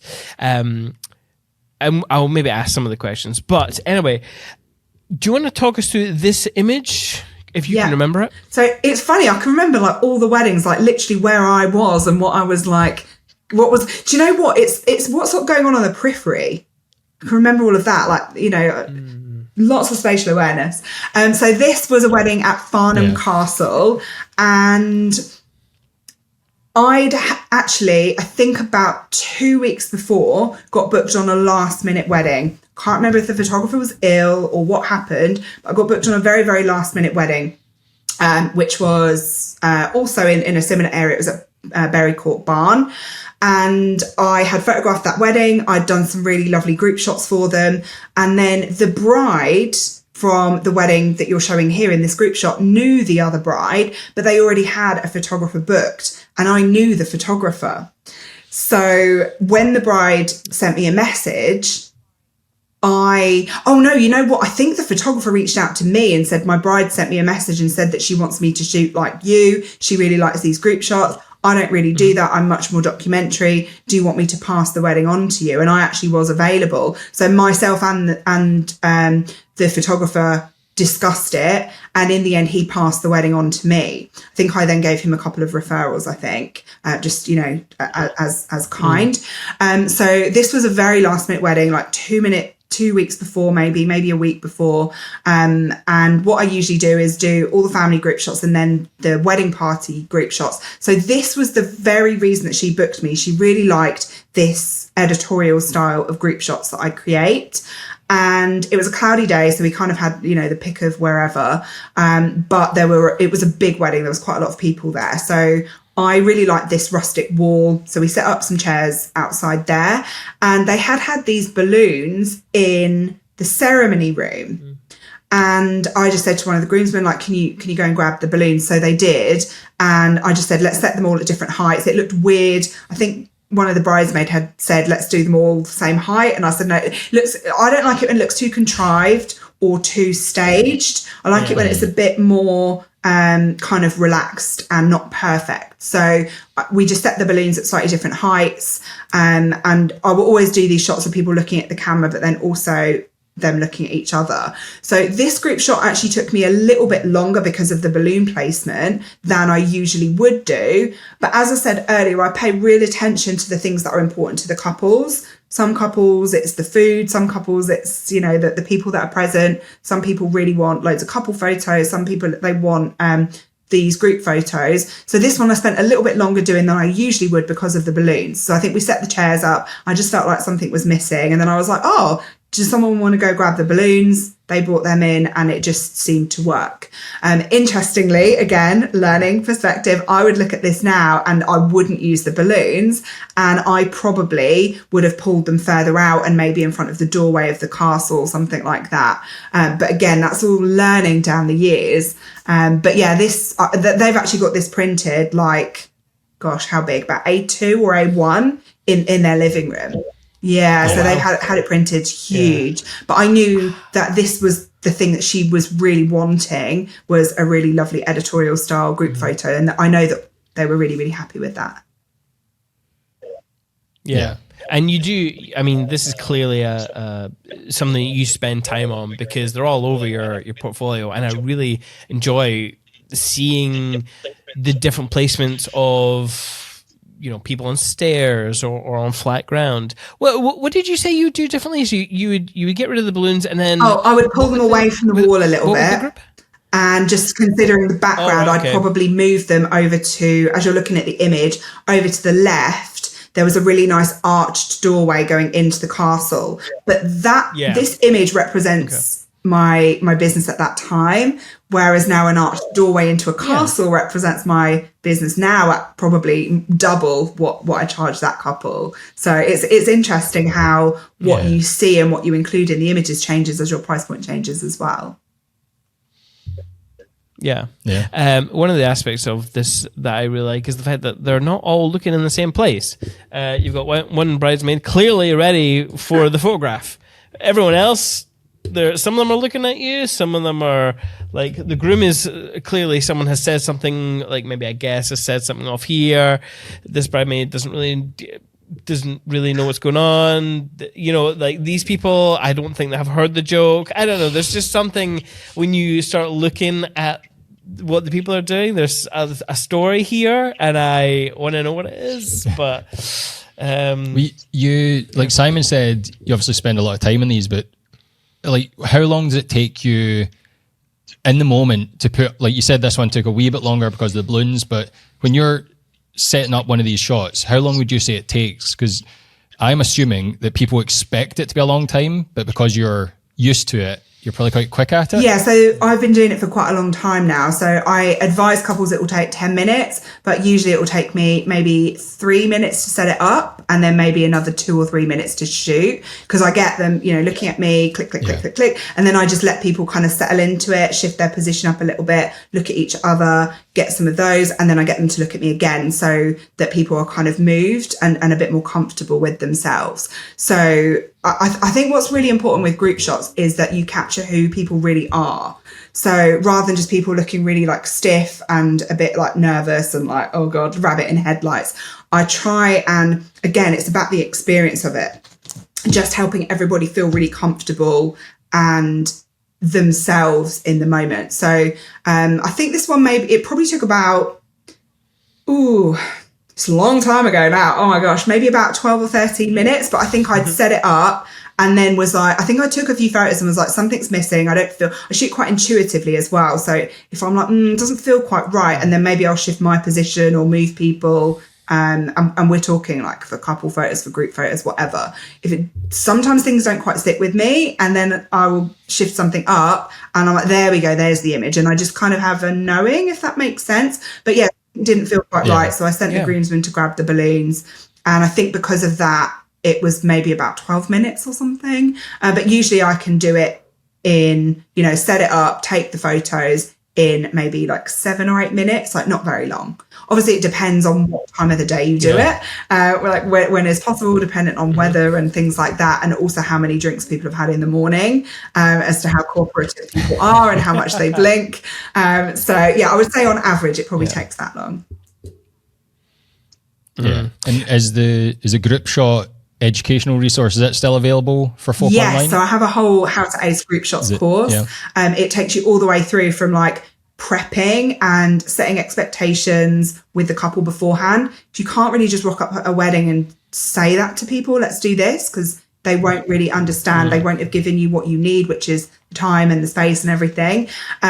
So it takes you all the way through, like setting expectations, planning, helping people feel comfortable, styling. That helps with my fashion background, setting up family group shots, as well as then going into those wedding party group shots as well. How to do group shots when it's raining, when it's winter. So I do quite a lot of winter weddings. I know a lot of photographers don't, because they don't like the low light. But for me, with my background in fashion, I'm really comfortable with studio lighting. So I take lighting with me. There's a whole lesson on that, as well as how to make more money from group shots as well, which is always a bonus. Yeah. Yes, always a top tip. I'm actually seeing this trend with a lot of video creators now. A lot of filmmakers, they will set up a scene similar, maybe a little bit more compact, and they'll get the group to be doing something a little bit more nonchalant. They'll be very relaxed. They'll give a little bit of motion, and it'll just be a kind of a pullback as this scene takes place of a group. And I quite enjoy watching them, to be honest. Usually always in slow-mo. Maybe there's like someone pouring a cup of tea or something. I don't know. Loads of things. Smoking cigars and all that kind of stuff. But I quite enjoy watching them. I would maybe want to try one at one point, but it's not really on brand for us. But then that stuff doesn't really matter to me. Sweet. Thank you very much for telling us the backstory of those images. Sorry they're old, but well done for remembering those images. Bloody hell. What's the next question, Greg? I've lost my place. So a couple more questions before we wrap up. Is there any upcoming projects or courses or anything that you're excited about in the coming future? So I'm actually running a free wedding photography masterclass. That's next week. I don't know when this is going out. I'm running it live on 3 occasions over 2 days. That is, Wednesday the 17th and Thursday the 18th of July. But what is then going to happen is those will be available for people to watch. So all people need to do is either message me on Instagram or comment on the pinned post on my Instagram, photo class, and you'll automatically get sent a link to either register. Again, not sure when this is going out, but if it is after the 17th and 18th of July, just comment photo class and you'll be able to watch the recording of either one of those masterclasses. It will give you like a variation of timings, and you can choose whenever is best for you so that you can watch that. Perfect. Yeah. Natalie, just because I knew you were going to be doing this, I have talked to Greg, and we shall move this podcast ahead in the queue so that hopefully when you are hearing this, if you're hearing this on the release day, you have 2 days before the event. So there you go. So long as I can get this edited, Natalie. Okay, that is impressive. But yeah, we'll do our best. Sorry to all our previous podcast listeners, but you had nothing else on. It's fine. I suppose the last question that we always like to ask is any book recommendations or TV show recommendations or things that you draw inspiration from. Yeah. So I have loads of books that I don't read. So with my attention span, I like to buy the books, but I don't read them. But what I do sometimes do is also buy the audiobook. So I'll listen to it as I am like going through the book, maybe making notes or something like that. I did actually read, oh my gosh, I read a book. I went to India for 2 weeks by myself a couple of months ago. And my husband actually placed a book on top of my case before I went. I'm like, okay, I guess you want me to read this. And it was called Dirty Laundry. So it's an ADHD book, and it's written from the perspective of somebody who has ADHD and then the partner who doesn't. Now, me and my husband both have ADHD, but we both picked up different tips and coping mechanisms for ourselves and to communicate as a couple. So I found that really interesting. If anybody has ADHD or their partner has ADHD, or maybe you both have ADHD, as I said, both me and my husband found that really helpful. So I definitely would recommend that. I also really rate anything that Denise Duffield Thomas does. So her book, Get Rich, Lucky Bitch, which women and men and whatever you identify as can listen or read that. That is essentially about like a good money mindset, which essentially comes down to, you know, your feelings of self-worth and what you can receive. And I think in business, that's a really powerful thing to try and understand and master. She also has a podcast as well. So as I said, I'm better at listening than I am at reading. So podcasts for me are really helpful. Denise Duffield Thomas has a podcast as well, which is called Chillpreneur. I also really love Jenna Kutcher's podcast, which is Goal Digger, GOAL, Goal Digger. Now, she actually used to be a wedding photographer, and she now is a businesswoman with lots of courses. She has a book and has like multiple seven-figure business, which is the goal. And what other books? I do also really like How to Win Friends and Influence People. I think that was written back in the 1930s, but essentially it just comes down to being like a nice human. And I think that's a really good book to read to help you in life as well as business. What else? What else do I listen to? What do I listen to? Just random stuff. But, you know, the one thing that really helps me focus, and I really like listening to it, particularly during a busy wedding season, actually. I think I started doing this about 2 years ago when my anxiety was really high because it was a really, really busy wedding season. And I felt like my nervous system was just really dysregulated. And I just really wanted to help calm that adrenaline, calm the nervous system. I started listening to a lot of high frequency resonance music, like binaural beats, things like that. So I do very regularly listen to things like that on my phone. It kind of sounds like spa music. It's quite resonancy.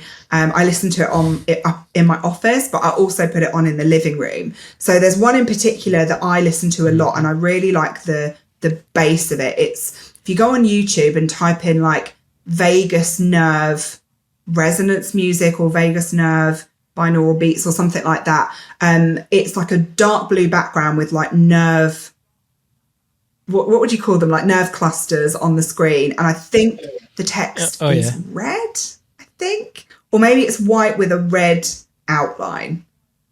Anyway, that for me has been an absolute savior. So I often will put that on in the morning. I have very, very slow mornings. I often don't start working at all until like midday.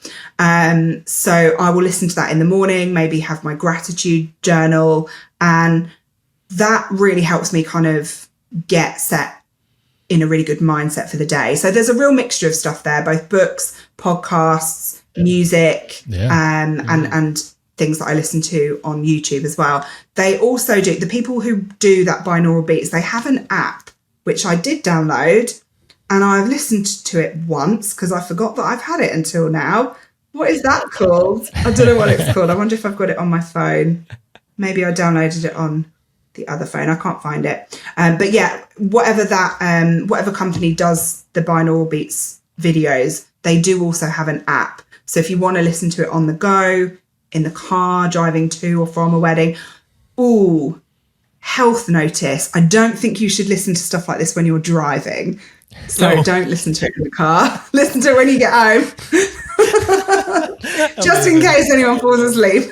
Yeah. Oh, do you But remember? yeah, a few things that have been really helpful for me there. Yeah. Do you remember studying binaural audio? Yeah. Greg and I met at university studying music technology, and one of the modules was to, or I'm not sure if it was a module or a major project or something.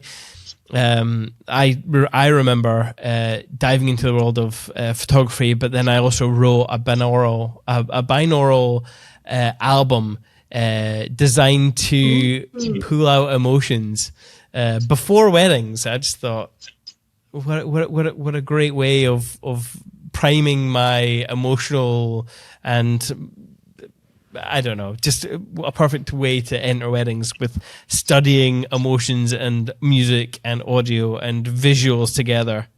I was meant to be a wedding filmmaker. Yeah. Anyway, fun times. Where can people find you online? So I would say, firstly, the website is being updated. So the best place to find me would be Instagram. So that's instagram.com/Natalie J Weddings, NATALIEJWEDDINGS. You can also see all of my courses at, what is the link? I think currently I would go into my Instagram bio and find that, because we are currently going to be changing the name of that. But if you're listening to it soon, let me find the link. It's natalie-watts.mykajabi.com/education. And that currently has all of my courses and masterclasses at that link. We are also going to be putting together later this year a whole education website. So for my mentoring, the business coaching, all of the courses, all of the free masterclasses and things that I'm running, they will all be available via that website. But yeah, I would go to my Instagram and look at the link in bio there. Yeah, awesome. Sweet. And if you need to see that written down, we'll put the link in the show notes, or the YouTube show notes anyway. People can join us at perspectivebycinemate.com is our website, and at Instagram it's at perspectivebycinemate. You can hit that subscribe, or if you are subscribed and you want to support the podcast, we've also got merch, which we never mention, but you can buy yourself a nice little pillow or a hat or a mug like this one, which is still dirty after the last episode because I don't clean my mugs because I'm a filthy, filthy man. Anyway, thank you for sponsoring this episode with Jack. If you have liked this conversation, again, you can hit subscribe on our YouTube at Perspective by Cinemate, or wherever you get your podcasts. We hope to see you in the next one. However, In the meantime, enjoy your life.